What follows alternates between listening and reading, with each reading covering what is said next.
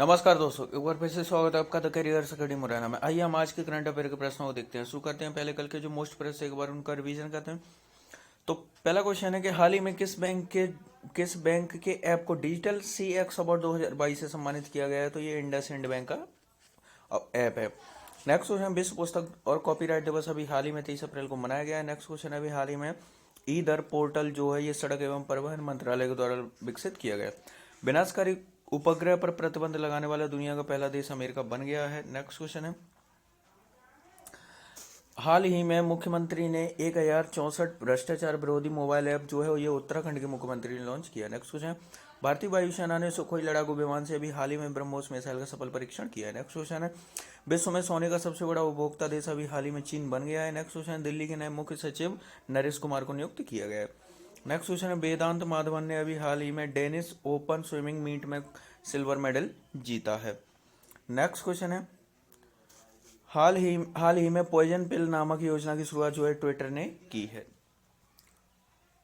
और अभी तक आपने चैनल को सब्सक्राइब नहीं किया तो चैनल को सब्सक्राइब करें, बेल आइकन दबाएं जिससे कि आपको नए वीडियोस की नोटिफिकेशन मिल सके। वीडियो को लाइक करें और अपने फ्रेंड्स के साथ शेयर जरूर करें। साथ ही आप हमें इंस्टाग्राम पर ही फॉलो कर सकते हो और टेलीग्राम चैनल को भी ज्वाइन कर लें जिससे कि आपको सारी वीडियो और PDF की पहले एक साथ मिल सके। और इसके साथ ही आपको इस वीडियो की PDF चाहिए तो इसकी लिंक आपको डिस्क्रिप्शन में मिल जाएगा, वहां से जाकर इसको डाउनलोड कर सकते हैं। शुरू करते हैं आज के करंट अफेयर। आज के करंट अफेयर का पहला क्वेश्चन है, हाल ही में 56वें ज्ञानपीठ पुरस्कार से किसे सम्मानित किया गया। तो किसे किया गया? ऑप्शन है रामतरस मिश्रा, नीलमणि फूकन, आरिफा जौहरी, सीमा रेखा। तो इस क्वेश्चन का आपका राइट आंसर यह है, नीलमणि फूकन को जो है 56वें ज्ञानपीठ पुरस्कार से अभी हाल ही में सम्मानित किया गया है।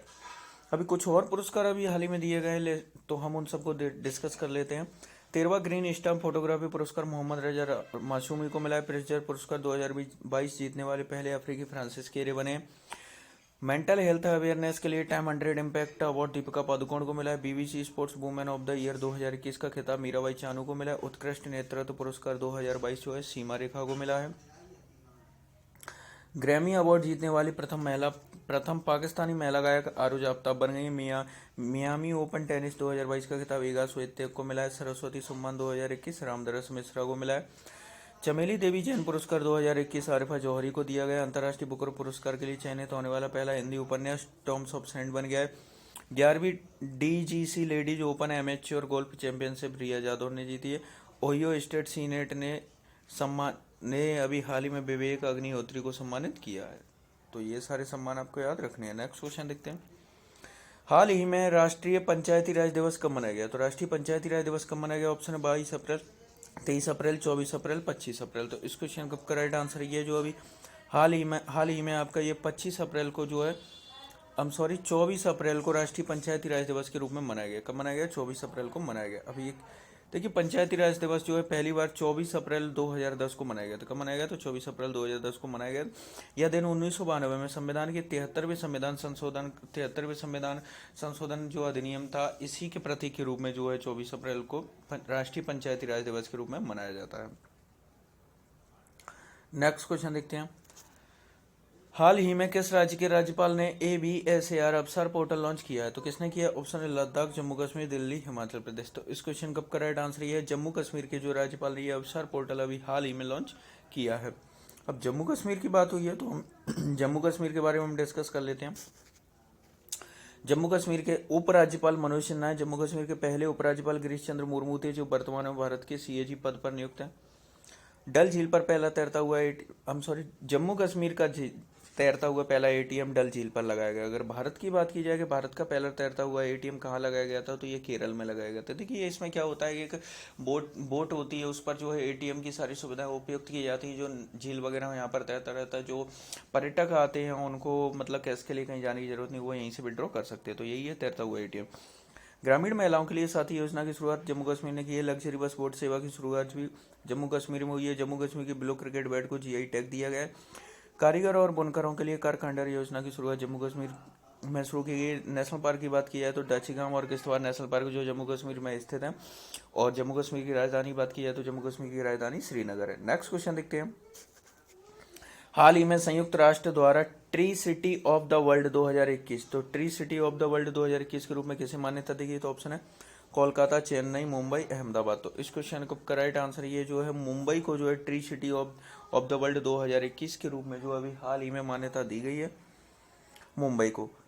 तो देखिए मुंबई हैदराबाद को 2021 tree city of the world के रूप में जो है मान्यता मिली है। संयुक्त राष्ट्र खाद्य और कृषि संगठन और आर्बर डे फाउंडेशन ने संयुक्त रूप से मुंबई और हैदराबाद को 2021 tree city of the world के रूप में मान्यता दी है। हैदराबाद को लगातार दूसरे वर्ष यह मान्यता दी गई है। हैदराबाद भारत का एकमात्र शहर था जिसे 2020 में भी tree city of the world के रूप में मान्यता दी गई थी और 21 में हैदराबाद और मुंबई दोनों को दिया गया। अब देखिए ट्री सिटी वर्ल्ड ये क्या चीज़ है।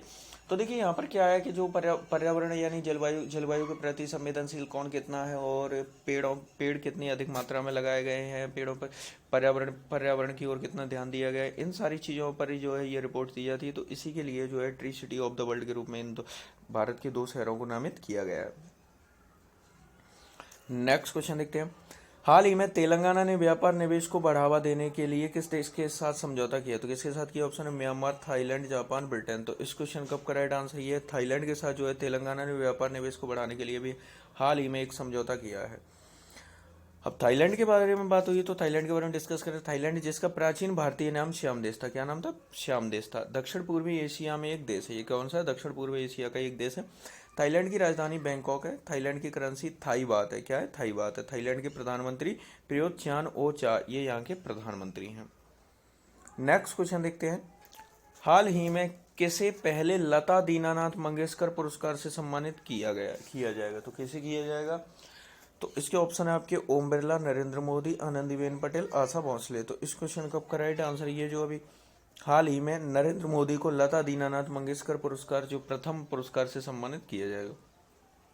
अगर ऑप्शन की बात करें तो आपको पता ही है कि ओम बिरला जो है ये जो 17वीं लोकसभा वर्तमान में जो चल रही है इसके अध्यक्ष हैं। नरेंद्र मोदी आपको पता ही है। आनंदीबेन पटेल जो है उत्तर प्रदेश की राज्यपाल हैं। आशा भोसले आपको पता है कि एक गायक है, संगीतकार, सिंगर है। प्रधानमंत्री नरेंद्र मोदी ने मुंबई में मास्टर दीनानाथ मंगेशकर पुरस्कार समारोह में हिस्सा लिया और यहाँ पर ही इनको जो है इस दौरान प्रधानमंत्री नरेंद्र मोदी को जो प्रथम लता दीनानाथ मंगेशकर पुरस्कार से सम्मानित किया गया। नेक्स्ट क्वेश्चन देखते हैं।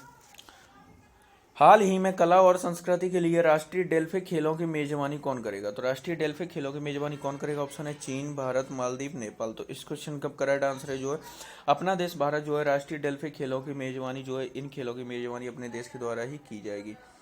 बर्लिन, जर्मनी की राजधानी बर्लिन में स्थित अंतर्राष्ट्रीय डेल्फिक परिषद ने 2023 में भारत में राष्ट्रीय डेल्फिक खेलों की मेजबानी करने की घोषणा की है। 25 भारतीय राज्य पहले ही स्टेट डेल्फिक परिषदों के साथ अपनी अनूठी संस्कृतियों और कलाओं और प्रतिष्ठित व्यक्तियों का प्रतिनिधित्व करने के लिए एक साथ आ चुके हैं। तो इसी का जो है आयोजन 2023 का यही है, राष्ट्रीय डेल्फिक खेलों की मेजबानी। तो ये अपने देश भारत को मिली है, तो ये हमारे लिए अच्छी बात है। नेक्स्ट क्वेश्चन देखते हैं। हाल ही में चौथी भारत अमेरिका 2+2 मंत्री स्तरीय बैठक कहाँ संपन्न हुई है? तो कहाँ पर संपन्न हुई है? दिल्ली, पेरिस, वाशिंगटन डीसी, रोम। तो इस क्वेश्चन का करेक्ट आंसर ये है वाशिंगटन डीसी में जो भारत अमेरिका की जो 2+2 मंत्री स्तरीय बैठक संपन्न हुई है। देखिए इसमें क्या होता है 2+2 यानी कि 2 व्यक्ति भारत की तरफ से होंगे, 2 व्यक्ति जो है अमेरिका की तरफ से, और 2 व्यक्ति इसमें कौन होते हैं? तो एक विदेश मंत्री और एक रक्षा मंत्री, ये दोनों जो है इस मंत्र बैठक में शामिल होते हैं। तो अब अमेरिका में हुई है तो इसके बारे में डिस्कस करें।